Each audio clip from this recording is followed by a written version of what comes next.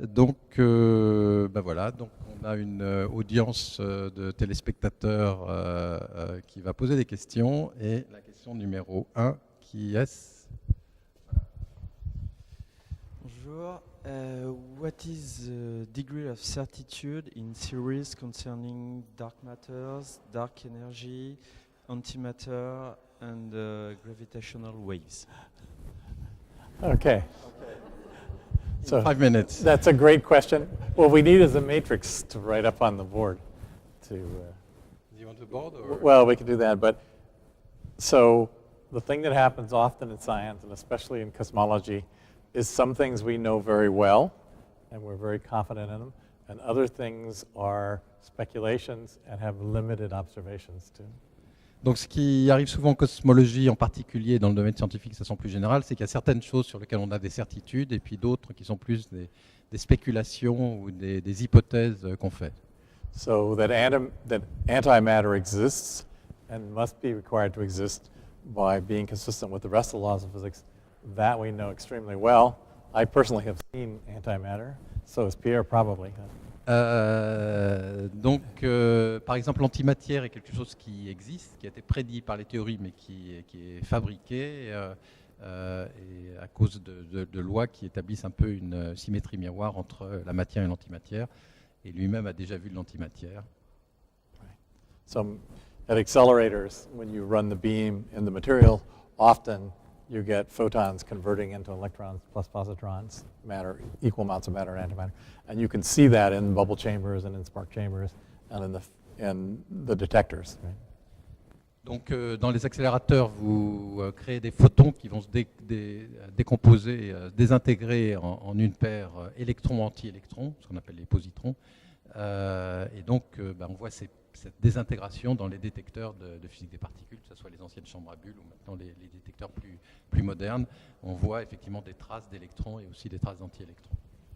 And we already knew that if quantum mechanics, which is a very well-established theory, many observations, and special relativity are to both be true, then you must have antimatter with a very beautiful set of theorems that were proven, and a lovely paper by Feynman that showed why that would work. So we not only have direct observations, but we have strong theoretical reasons from theories that are well established. Et on a effectivement des théories qui prédisaient l'antimatière, qui sont basées sur le fait que, sur la mécanique quantique et sur la relativité restreinte, qui donnent donc des prédictions. Donc il a cité Feynman, il y a aussi Dirac qui ont prédit l'existence d'antiparticules qui ont ensuite été observées. So there we have as much confidence as you do that the sun will come up each day, right? And in fact, we know they'll probably last longer than the sun, right? Donc on en est aussi convaincu que du fait que le soleil va se lever tous les matins quand il fait beau. Right. The sun will only come up for 10 billion years and then it'll be darker, right? But when you come to the issues of dark matter and dark energy, there's much less established evidence. There are observations to support them. But in the case of dark energy, what we know is that the expansion of the universe is accelerating, and we're guessing that it's dark energy or it's some modification to gravity that we'd not suspected before. Quand on arrive à la matière sombre ou l'énergie sombre, ou matière noire, énergie noire, à ce moment-là, on a des évidences observationnelles, mais on n'a pas de certitude concernant leur nature. Et en particulier, en ce qui concerne l'énergie noire, on voit l'accélération de l'expansion de l'univers, mais sur la nature même de l'énergie noire, on a pour l'instant plus de questions que de réponses. So we've only known that the universe is accelerating its rate of expansion for 15 years, whereas we've known of the need for dark matter for almost 70 years. And the more we study, the more we understand we need some material that doesn't interact directly with light, but is gravitationally powerful in clumps. And so the need for the dark matter is well established. Many experiments are searching for dark matter and have not seen dark matter directly. All our evidence is indirect, all of it is from gravitational effects. Donc on a identifié le besoin d'énergie sombre depuis seulement 15 ans, donc c'est encore un petit peu jeune. Par contre, en ce qui concerne la matière sombre, on la connaît, on a identifié le besoin depuis à peu près 70 ans. Et donc, on a mieux cerné le besoin, mieux identifié qu'on avait besoin probablement de particules interagissant faiblement, et on les a pour l'instant recherchées aussi bien dans les accélérateurs qu'en essayant de regarder directement s'il y avait des particules de matière sombre qui interagissaient avec nos détecteurs. Pour l'instant, on n'a rien observé, donc on n'a que des preuves indirectes de leur évidence par principalement des preuves qui sont liées à la gravité, à la gravitation, et qui nous indiquent qu'effectivement il y a quelque chose comme la matière sombre. So, but it's very similar to things that we've seen historically. We've seen people that worked in this very building predict that Neptune should exist based on gravitational effects on the other planets. And we saw people make predictions that the things we now call neutrinos should exist, but it was many years before they were actually detected directly in experiments, but they were postulated to exist. Donc c'est pas la première fois qu'on rencontre ce genre de situation en physique ou en astrophysique. On a par exemple les gens ici de l'observatoire qui ont prédit l'existence de Neptune bien avant qu'elle soit observée. Et de la même façon, on a prédit l'existence de la particule neutrino de nombreuses années avant qu'on observe les neutrinos dans les détecteurs. Donc dans les deux cas, il a fallu attendre de nombreuses années entre le moment où on a identifié le besoin et l'objet et le moment où on l'a vraiment détecté. And I forgot what the fourth thing was on his list. Oh, gravitational waves. Okay. So gravitational waves. So in terms of certainty, we're very certain about antimatter. We're next most certain that gravity waves should exist, and then dark matter, and then dark energy in terms of certainty. But gravitational waves, you heard from Ed Porter, we have indirect evidence, the gravity waves, because we see the binary pulsar, slowly orbiting in because it's losing energy by exactly the amount we predict it should by radiating gravitational waves. We also think that some of the things we see, like some of the gamma ray bursts, are inspiraling compact objects, and they inspiral because of gravity waves. But in terms of experiments, we haven't seen gravity waves directly.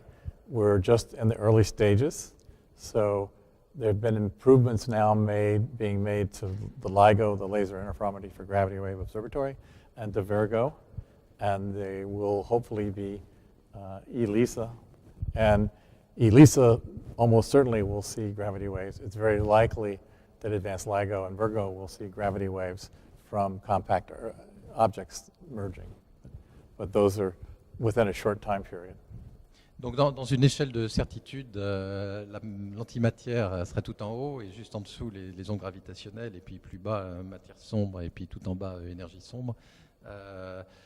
On a des preuves indirectes de l'existence des ondes gravitationnelles, en particulier avec l'existence des pulsars millisecondes et de la variation de la période de ces pulsars qui est exactement en accord avec la perte d'énergie par onde gravitationnelle. Donc de ce point de vue-là, on a des évidences indirectes. Par contre, il manque encore l'évidence directe qui pourrait être fournie par les détecteurs au sol comme LIGO et Virgo, pour lequel on pense que maintenant ils sont dans un état de maturité, de sensibilité tel qu'ils ont de bonnes chances de découvrir les ondes gravitationnelles. Et puis sinon, il y a une détection garantie en ce qui concerne la mission spatiale ELISA, qui elle tombe dans la fréquence, domaine de fréquence des pulsars millisecondes dont on parlait. And the reason we can be so confident about gravity waves is we have empirical evidence, indirect empirical evidence, in that special relativity tells us that things don't propagate faster than light. So if I move a star or a pair of stars that are orbiting, the disturbance of their motion can't go on faster than the speed of light. And now the question is it just a disturbance or will it be a wave? And you can do the calculations. So special relativity tells us that plus general relativity, which has a little less evidence, but it's very strong evidence for it. We have the bending of the light and gravitational lenses. we have time delays, we have many effects that we see that are general relativistic effects, we can be confident that it'll turn out to be a wave, and it'll be a wave which is a disturbance in the space and time, as Ed Porter showed you, this sort of elliptical distortion that goes along perpendicular to the direction of motion. So we have a lot of evidence that supports it, the idea that there will be gravity waves, and we're very confident. That's why we build these detectors, and we're going to look for them. And so it has to do with how strongly they fit in the fabric of all your other physical experiments. So antimatter is very strong, and we've seen it. Gravity waves, it's very strong support. We haven't seen them yet, but we're confident we will. We have lots of indirect evidence. You know, dark matter, we have only indirect evidence, and we don't know quite how it fits in our theories. We were hoping for discoveries at accelerators like CERN, but we've yet, or at the detectors that people have built to search for it. We haven't seen that yet, but we're expecting that will happen. And the accelerating universe we see, but then we don't have a framework to understand how that comes, whether it's modified gravity or whether it's a new substance in the universe. We know it's something like that, but we don't know exactly. So there's different levels of certainty. Donc, il donnait des arguments aussi plus théoriques sur l'existence d'ondes gravitationnelles. Le fait déjà qu'en relativité restreinte, quand on déplace un objet, l'information ne va se déplacer qu'à la vitesse de la lumière. Ce qu'on a vu montre que les effets se déplacent à la vitesse de la lumière. Et si on rajoute à ça la relativité générale, donc on prédit la présence d'ondes qui se déplacent à la vitesse de la lumière. Et qui donc transporte l'information.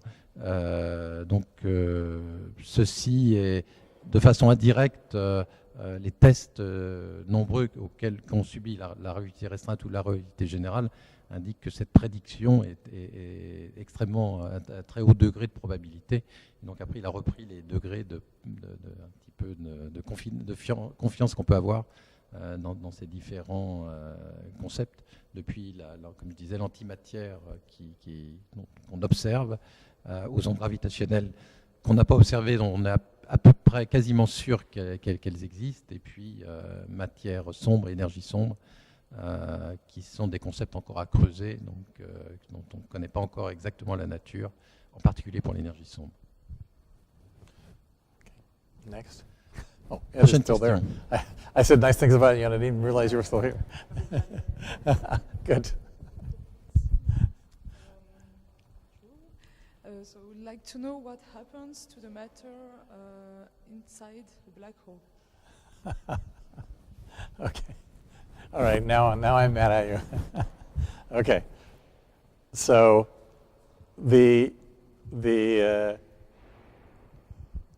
what happens to the matter inside of a black hole? There's a classical answer to that, which is if you just use general relativity and no quantum corrections for when you get to the very small scale, then matter that falls into a black hole passes through the horizon pretty much undisturbed except for the tidal forces. Because as you get close to an object, the gravity near the object is stronger than gravity further away. So, you know, there's some nice stories in some textbooks about an astronaut falling into a black hole and they get stretched to spaghetti, right, and very thin. But when you get inside the horizon, your only path forward is to go to zero, to radius 0, and you get first stretched and then you get compressed to infinite densities. That's the classical solution. Okay, la réponse classique à ça, c'est qu'effectivement, quand on arrive et qu'on commence à traverser l'horizon du trou noir, alors il y a des effets quand on passe l'horizon du trou noir, ce qu'on appelle les effets de marée, du fait que l'avant de l'objet est plus proche du centre du trou noir que l'arrière, donc il y a une déformation. Donc il y a des histoires d'astronautes qui passent l'horizon d'un trou noir massif et qui se retrouvent transformés en spaghettis. Et une fois que vous avez passé l'horizon, à ce moment-là, vous n'avez plus qu'une seule direction. Vous allez vers le centre et vers la singularité du trou noir. Et donc, au fur et à mesure, vous êtes de plus en plus comprimé. Donc, il y a cet effet de déformation qui est un effet de marée.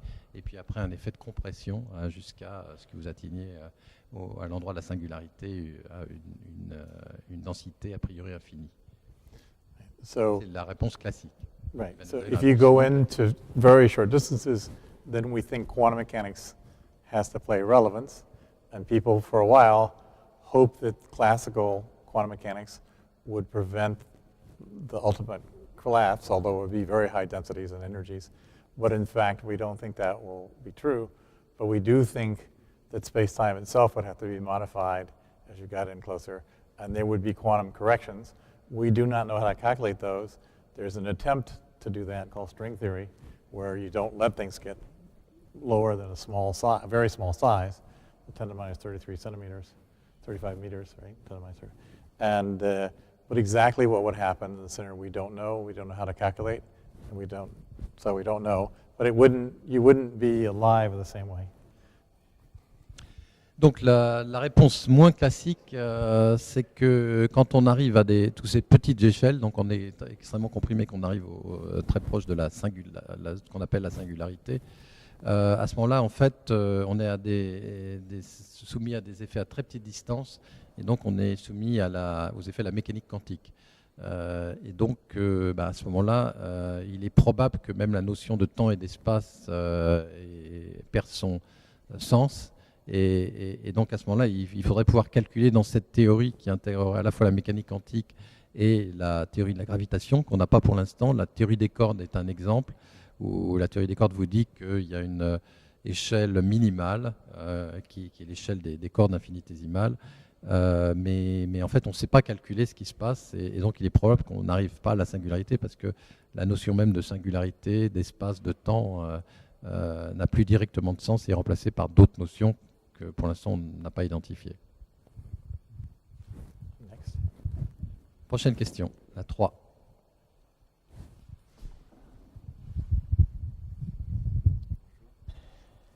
Do you think we reach the limits of the standard models? Does the theory of strings enrich the standard model? I'm not sure if I understand. He wants to know if we've reached the end of physics. If there is something beyond the standard model, I understand, and whether Okay. string theory enriches the standard So model. we reached a milestone this year with the discovery of the Higgs boson at CERN, or the announcement of the discovery at CERN, and that completes what we call the standard model of particle physics, and that's a great triumph. It's like building the pyramids and so forth intellectually. However, everyone in the field believes that there is more physics and more things to learn beyond that this is an effective theory that is, just like some theories of how you drive around, or effective theories compared to the, full quantum treatment. It's, we think that there are models beyond that.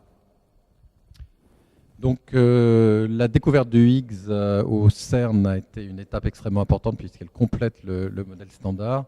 Mais en fait, la plupart des physiciens pensent qu'il y a de la physique au-delà du modèle standard, parce que toutes les questions n'ont pas trouvé de réponse pour l'instant, et parce qu'on imagine qu'à des énergies plus élevées, on va pas avoir un désert complet, mais qu'on va avoir de nouvelles particules, de nouveaux champs qui vont apparaître. Donc la plupart des gens pensent qu'effectivement il y a de la physique au-delà du modèle standard. Maintenant, savoir à quelle énergie exacte, c'est ça la grande question. So the history of physics and science overall has been that people make what are called effective theories, that is, theories that are good over their domain, even though there's some more fundamental theory behind them. At this stage, there's some people trying to jump all the way to what they think is the fundamental theory, and they're using a model called the string theory to avoid the singularity by not letting things get to an infinitely small size, to a point. And they have a lot of mathematics and symmetry arguments and so forth to try and say this is the right track, but it's very complicated and hard to see whether that is the right track or not. Donc la façon dont ça s'est passé jusqu'à maintenant en physique, c'est qu'à chaque fois, on a une théorie effective dans un certain domaine d'énergie, et qui est en fait une représentation approchée de la réalité plus fondamentale qui apparaît à des énergies plus élevées.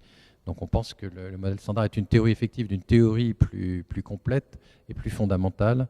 Et donc il y en a certains nombres qui ont fait l'hypothèse que cette théorie était la théorie des cordes, qui justement va essayer de répondre aux questions singulières qui apparaissent, les questions à très très petite distance, comme celui qu'on a évoqué pour la singularité au centre du trou noir, et qui justement introduisent une échelle de distance particulière au-delà de laquelle qui serait l'échelle de ces cordes et au-delà de laquelle on ne pourrait pas aller, une échelle très très microscopique.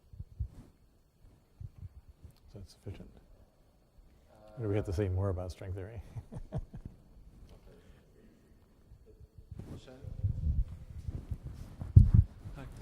Does it make sense to talk about before the Big Bang?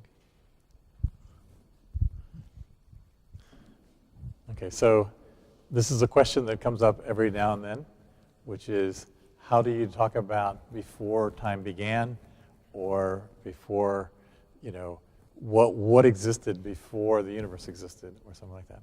And these are actually interesting questions that we don't know the answers to, but in the simple models that we're talking about of inflation and so forth, there was no clear direction backwards in time before things began.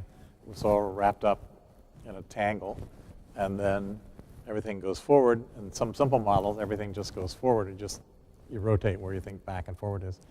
And so it depends. It's sort of the question of, if you're on a sphere and you find some places north and south, when you get to the north, you go south, right? And you could go back in time till you go forward in time. So there are many different possible solutions. I'll just translate that first part and then I'll give another part. Donc effectivement, c'est une question classique que tout le monde se pose.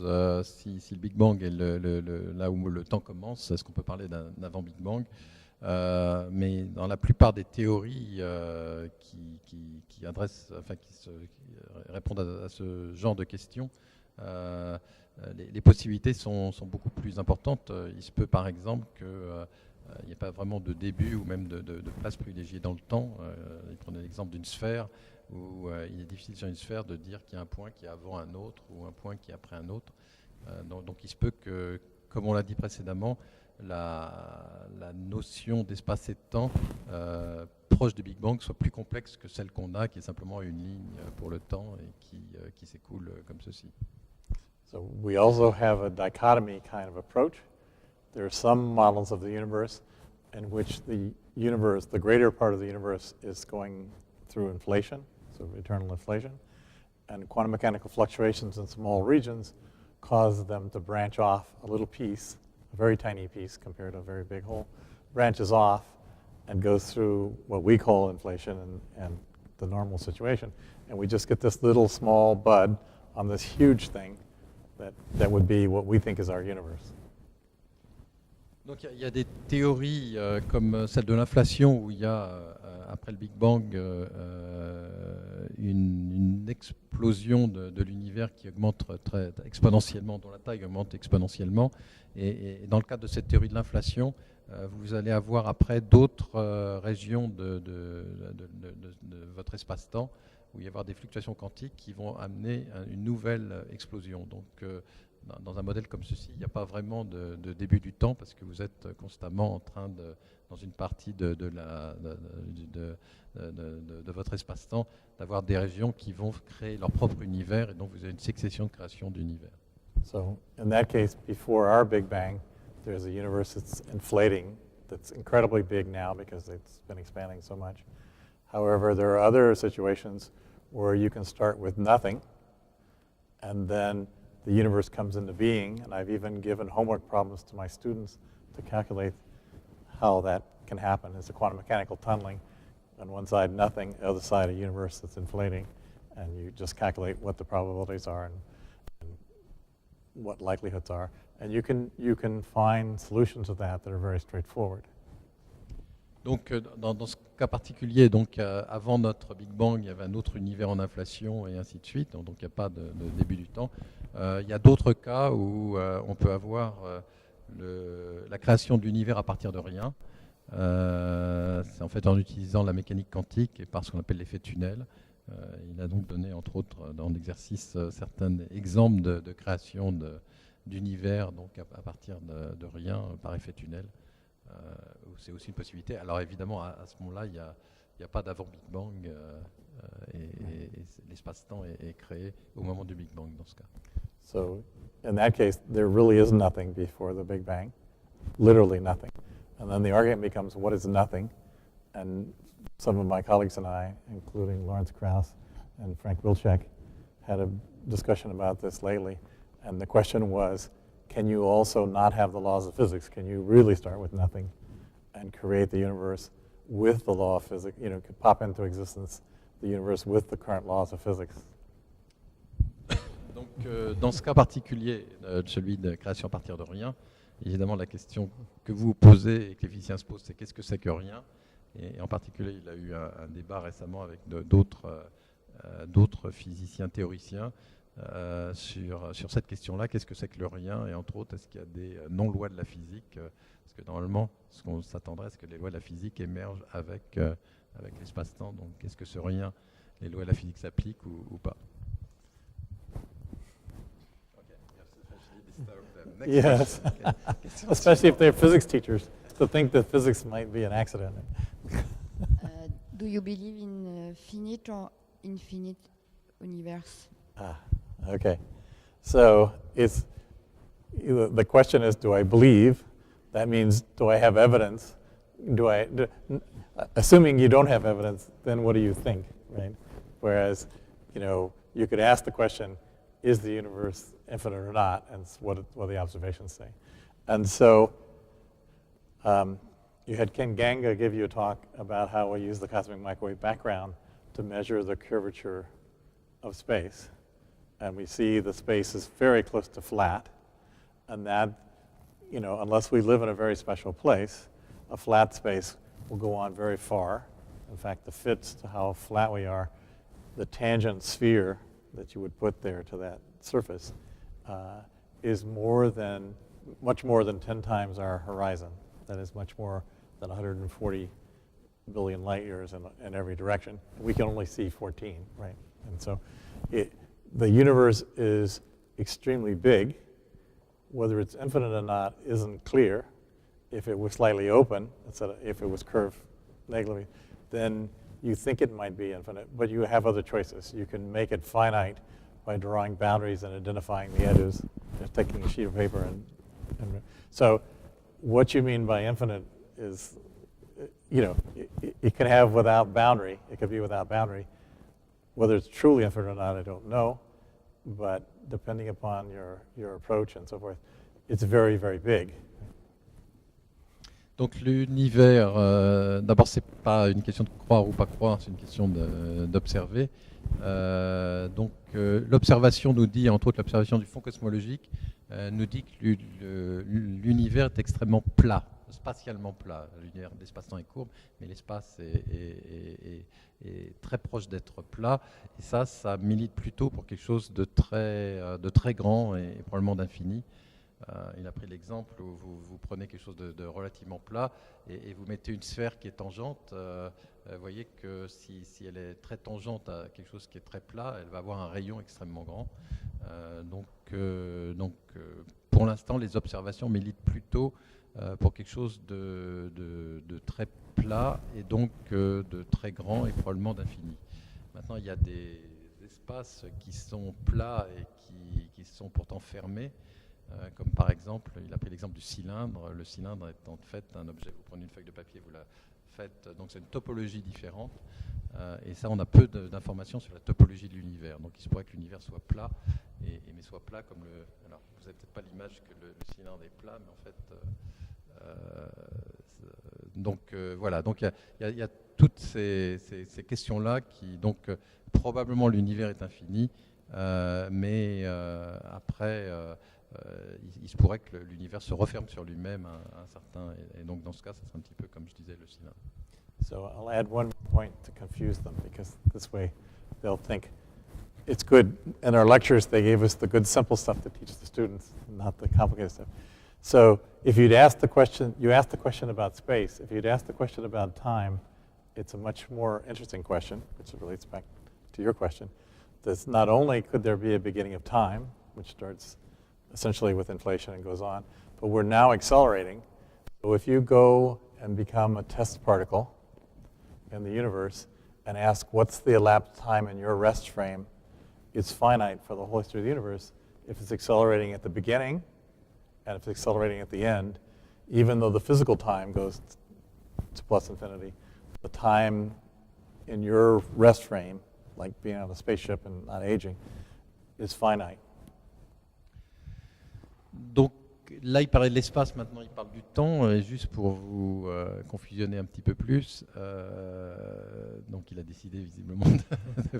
So this is the problem with general relativity, Oui. is you have to define what your time is in your reference frame. Right? Donc ce qu'il expliquait, c'est que think donc, it's funny, don't you? dans un univers qui est en perpétuel ou qui est en accélération dans l'expansion au début, comme par exemple on pense que notre univers, parce qu'il y a eu une phase d'inflation, It's strange. et qui maintenant est de nouveau en phase d'accélération de l'expansion. Si vous prenez une particule ou un objet ou un être et si vous mesurez son temps propre, c'est-à-dire le temps que lui va mesurer, donc le temps des horloges qui sont au repos par rapport à lui, eh bien vous allez obtenir quelque chose de fini, même si l'âge de l'univers va être infini. Donc ça fait partie des choses bizarres qui apparaissent en relativité, et en particulier en relativité générale. So we learned this in special relativity, where you have to be careful of paradoxes by stating your frames and things very carefully. And general relativity, it's more so, right? Donc justement, c'est une illustration de des complications, des subtilités, disons, qui apparaissent en relativité restreinte déjà, sur le fait que le temps se mesure dans des référentiels particuliers, et qu'il faut faire attention quand on compare le temps mesuré dans deux référentiels différents. Et c'est encore plus délicat et plus subtil quand on passe à la relativité générale.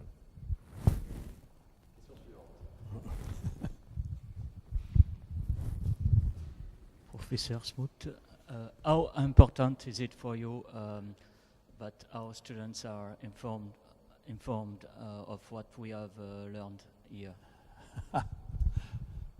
Okay, so it's very important to me, and more than that, I'm trying to get you guys excited about cosmology and science and the field that we're giving you information that you're happy to tell your students and amaze, just like I try to amaze you with the universe being infinite and finite at the same time. I think it's very important that you guys are energized and you are excited and you get to amaze and entertain your students and attract them into being scientifically literate and to become scientists and engineers, a few of them, right? Donc c'est très important pour lui, et la façon dont il souhaite réaliser ça, c'est en vous intéressant le plus possible, en vous rendant des enthousiastes de la cosmologie. Comme ça, vous pourrez, ça sera plus facile de faire passer ça au niveau de vos élèves, et donc une fois que la graine est semée, il espère qu'après ça fera des personnes qui, après, une fois qui étudieront la physique et qui, pour certains, iront comme ingénieurs ou comme chercheurs pour continuer un petit peu le travail et le chemin. So my colleagues and I, including Pierre, Ed, we thought it was so important we added to your workload by convincing the ministry to allow you to teach cosmology in the high schools. And in return, we said we would help try and educate you, but stimulate you to be excited about cosmology. Donc il a essayé d'influencer pour qu'effectivement vous ayez ces concepts-là à enseigner dans les programmes. Et donc la rançon de ça, c'est effectivement d'après de proposer des formations comme celle-ci, pour qu'évidemment vous ayez les moyens aussi d'assurer ce travail supplémentaire et de relayer ces nouveaux concepts à vos élèves. I mean, and I hope you're getting to be like me. You're first amazed at how big the universe is and how complicated, but how beautiful and how it all kind of fits together. Et donc le but, c'est effectivement de que vous soyez comme lui, aussi étonné de la façon dont l'univers fonctionne, de la taille de l'univers, mais aussi de comment l'univers fonctionne et toute la compréhension qu'on peut avoir de l'univers dans ses plus grandes dimensions. So not only you get to participate in something like understanding the universe, which this is the first generation that really is, but you're also helping keep France economically strong so you'll get good retirement. Okay, I don't see the connection. If there aren't people here doing technology and engineering, where's the economy of France going to go? Ok, donc ça va vous permettre aussi de Right? de comprendre. C'est la première There's two génération reasons. qui observe l'univers dans ses plus grandes dimensions et qui comprend au moins une partie de cet univers, pas tout, on a vu qu'il y a plein de questions ouvertes. Et il espère que donc ça vous permettra après de former des générations qui, pas seulement pour la compréhension, mais pour les aspects technologiques, etc., et qui permettront ensuite d'assurer les retraites de tout le monde, dit-il. It's not just the people doing it who are critical, but the general population of France has to be scientifically literate, so just in order to make the right decisions. Oui, c'est pas uniquement les chercheurs, mais c'est l'intégralité de la population qui doit avoir au moins une certaine familiarité au moins avec les nouveaux résultats scientifiques pour permettre à la France ensuite de décoller dans ce domaine-là ou dans d'autres domaines. So cosmology attracts people. You can present beautiful pictures and things and do simple mathematical explanations, and they see that it works, right? And then it can get really complicated if you want to. But the first level, you give it to the students in a clear, simple way, and they get rewarded and want to go on. Donc l'intérêt de la cosmologie, c'est que ça attire les jeunes et qu'il y a au moins jusqu'à un certain degré, on peut expliquer les choses et aussi avec un peu de bagage mathématique, faire comprendre un certain nombre de choses. Après, évidemment, il faut, pour aller au-delà, il faut avoir un bagage mathématique plus important ou technologique plus important. Mais au moins, on peut comprendre les premiers concepts auxquels on est attiré naturellement vu le domaine. So I can tell by the looks on their faces that I think they're more important than they think they are. But you don't know how many young students have been influenced by their teachers to go on and do, unusual and amazing things, or just to be good citizens. Donc, You're having trouble translating? you have to believe these things. You're too cynical now. It's true. Think about how your teachers influenced you. Oui, donc il rappelle combien on a tous été influencés par un de nos professeurs et que donc vous avez un rôle important à jouer que dans ce domaine-là comme dans les autres domaines. Young people are idealistic, and they looked at their teachers for guidance. And think about. I was influenced by my teachers. I'm sure you were by yours. On a été tous les deux influencés par nos profs, ou au moins Okay. certains de nos profs. All right, we'll go on. I can't argue with him. Okay. It's tone too. You have to have the right tone. Next. Il y avait une dernière question.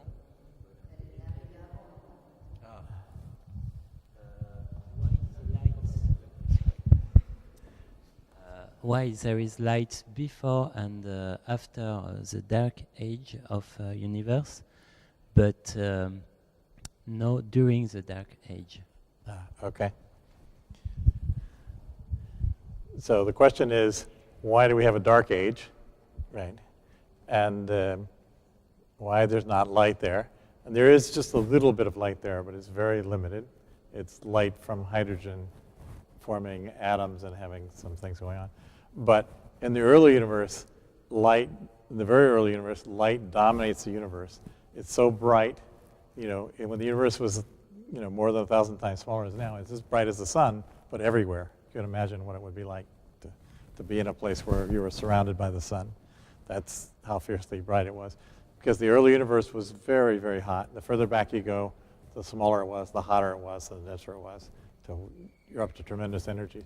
As the universe expands, it cools down, and it reaches the point where the light is freed because it no longer is enough to keep a hydrogen and the electrons and the protons from combining to hydrogen. And when the hydrogen forms, it's mostly not doing anything, but slowly gathering together to eventually make stars and galaxies. So all that long period, there's almost no light emitted by the material in the universe, It's only the light that was already from the early universe going around. And so there's no bright objects to see. The only thing we think we can see is a little bit of the 21 centimeter line when the electrons in a hydrogen molecule flip, you know, and we think we may be able to see that, but it hasn't been seen so far, but people are trying to think about experiments to do that.